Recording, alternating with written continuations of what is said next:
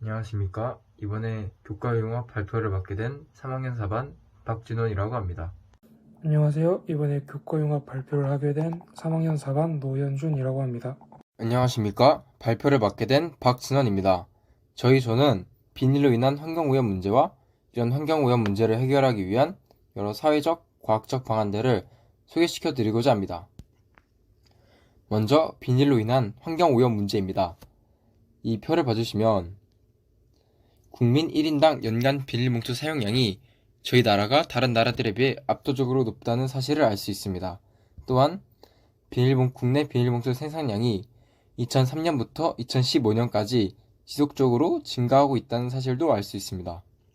이렇듯 우리나라에서 비닐봉투를 많이 사용하고 많이 생산하고 있는 가운데 이런 비닐봉지를 처리하기 위해 먼저 태우자니 다이옥신이라는 맹독성 환경 호르몬이 나오게 되어서 환경에 매우 안 좋은 영향을 끼칠 수 있고, 또한 매립하자니 20년에서 100년 사이에 썩게 되는 오랜 기간이 걸리게 되고, 또한 비닐을 매립한 토양 또한 오염되게 됩니다.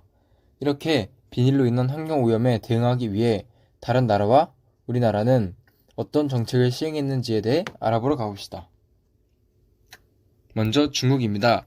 중국은 규제를 처음 시행한 2008년에는 0.025mm 이하의 얇은 비닐봉지 사용을 금지했으며 2011년에는 전체 비닐봉지 사용을 금지하는 법률을 시행하게 됩니다.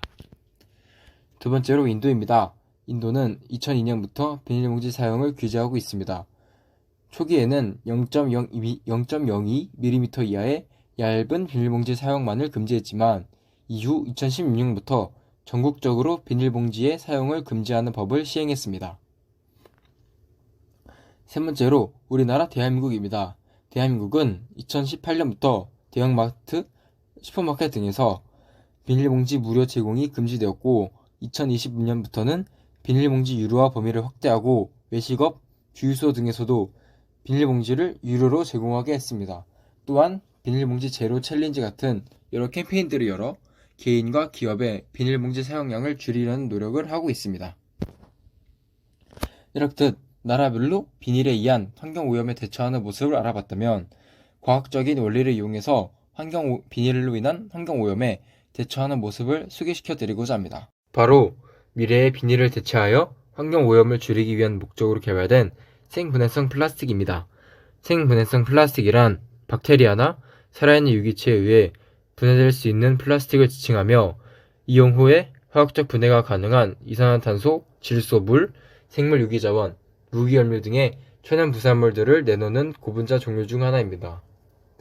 이 표를 보시면 이 사진을 보시면 이 사진은 폴리하이드록시 알카노에이드라 불리는 고분자로서 PHA라고 불립니다.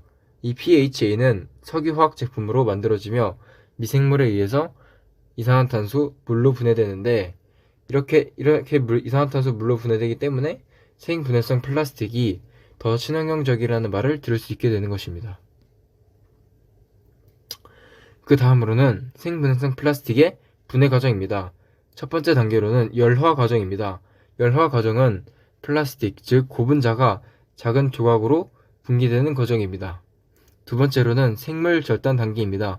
생물 절단 단계는 작은 조각으로 나뉘어진 고분자를 다시 한번 저분자로 절단하는 단계로 촉매 효소 등에 의해서 주로 일어나게 됩니다. 세 번째로는 동화작용 단계입니다. 동화작용 단계는 저분자 물질을 미생물이 에너지원으로 사용 또는 세포 구조의 재료로 사용하는 단계입니다. 마지막으로 네 번째로 광화작용 단계입니다. 이 단계는 동화작용의 결과로 산소, 이산화탄소 등의 배출 물질이 발생하는 단계입니다. 이런 과정을 통해서 생분해성 플라스틱이 자연으로 돌아가게 됩니다.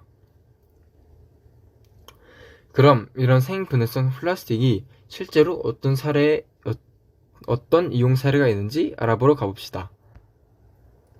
먼저 일반 비닐 같은 필름 제품에서도 사용되고 일회용 컵 같은 압출 제품, 일회용 포크나 수저 같은 사출 제품, 샴푸통 같은 블로우 웰딩 제품에서도 이런 생분해성 플라스틱이 이용되고 있습니다. 감사합니다.